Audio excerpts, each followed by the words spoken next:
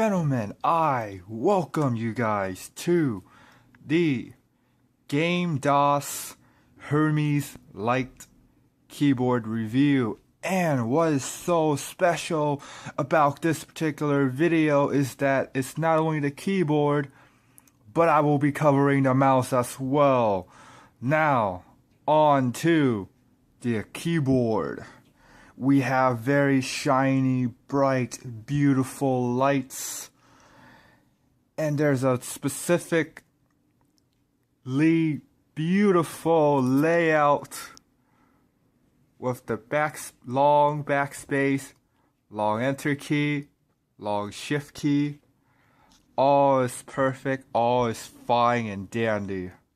And we also have braided USB cable, which is awesome. So freaking awesome. Braided USB cable and a mechanical keyboard. And this particular board uses a TTC switch. Or is it TCT switch? That's something for you to find out. And myself as well. Now, on to the back of the board. Before talking about the back of the board, I would like to mention that the cables are not only braided, it's not focusing, but it has not one but two velcros for you to manage your cables, which is a very nice touch, by the way. And please focus for me. Come on, you can do this. Alright, there you go. You can see the two management cable velcros with its glory Gamdias logo design. And what is this? A gold USB tip. So awesome. Really, really awesome. And now for the back of the board, you also have cable management slots. You have 4 rubber feet. And my chair won't stop creaking. So that's always fantastic news. Means I gotta oil the thing up and make sure it won't creak anymore. Probably gonna do that right after the video. Look at the stands, those beautiful stands with those beautiful rubber coated spots to prevent the keyboard from slipping. Folks, this is a good product we have right here. As you guys can already tell by the enthusiasm of my voice, we have something good, not something bad. Now on to the typing experience.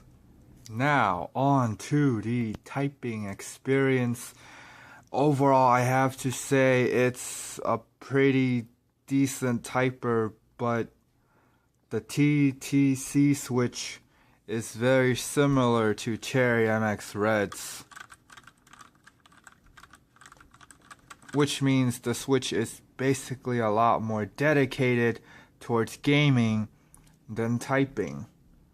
But, however, from my particular experience, I did find it more enjoyable to type, and the feel is slightly better than the Corsair K65 RGB. Yeah, I know, guys. Comment down below and please tell me how wrong I am. On to the software. On to the software end of the Hermes Light keyboard. As you guys can see here, we have 6 different profiles with 6 key and 21 key rollover. And for the macro management, I gotta say it's a little bit complicated for my taste, but it's definitely doable. And for the key lighting or key luminance, you have 3 modes of pulsation and about 5 lighting modes if you want to count off. And I gotta say, for the macro keys, you can assign 2 of them. That's B and space. I don't know why it's just those 2. Maybe they're gonna do a software update and make it so that every key is programmable. Because if it's just those 2, then it's pretty bad. Because if you're just gonna do 2 keys, might as well not do it at all, or give me a bank of macro buttons on the side if you are gonna do that. It's just a little bit sloppy for my taste. Yeah, don't really like that too much. Not a big fan of how they just give you 2. So you can assign sound to each individual keys, which is nice. And then you can make your own little sound profile and your timer settings. And of course, hopefully with the update, all keys are programmable. Hopefully. Just hopefully. Now, we're going to head back to the gaming side. We are focused and we are on the gaming aspect of the keyboard. And I have to say, the gaming aspect is good. It's real nice. These TTC switches are very good for double tapping, and they are very comfortable to hold for long periods of time. And I have to say, once again, these keys are very responsive, which is a key factor when it comes to gaming. Now, of course, with the good, there has to be the bad. And the bad is that focusing is something that's really hard here, and we're all just gonna have to tread on through, and hopefully things are going to be better in the future. As of now, we do have a problem focusing, but I must move on to the bad, to this tacked on hard plastic armrest that is really unnecessary because it's not useful at all. It's not useful. I don't find this useful. I don't like hard plastic. I do not like this armrest. I feel as though they can just cut this armrest apart and just not add it in, and it would be just fine. It would be just fine and dandy without adding on that armrest. And if you guys notice from the keyboard here, if we have focus, we just need to focus, is that it's kind of messy. And then that's an understatement. It's very messy. See how keys here with profile 1, 1, exclamation mark, 2 with profile 2 and an @ symbol. There's just, it's too bunched up, and the aesthetics of the keyboard is ruined. I don't like that. And another thing that I don't like is, see how the cap lock has its own dedicated LED. So does scroll lock, num lock, and I believe printing requirement or system requirement. And that's really messy. If you notice in the beginning when I was showing off the pulsation of the keyboard, those keys do not pulsate, which means they lack a flow. There is a certain level of fluidity that the keyboard should have had, but it's not there because of these LEDs, dedicated LEDs to represent the keys being on and off. Now I do understand this is a light version, but you could have just put those LEDs here instead. That wouldn't be too bad. And I don't think it would cost that much. Unless I'm wrong, then comment down below. And also comment down below too for my chair constantly creaking. And we are on to the TT switch itself. TTC switch itself. It's not the original Cherry MX. So, whether or not that's good or bad, it's up to you. You, the keyboard. That's right. Huh.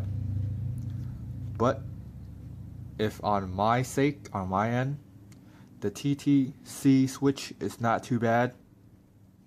But then again, I would really prefer original Cherry MX. But I do understand why they choose this particular switch, because of the pricing of the entire combo. Yes, there's a combo, of course, because there's a mouse right after this. And we have focus on to the mouse. And what I really do like about the mouse is that the clickers, left and right, are very similarly designed to the Razer Depth Adder. If we can just have focus, please focus back. I need your focus. You can do this for me. You can do this for me. You can't do this for me. Fine. Alright.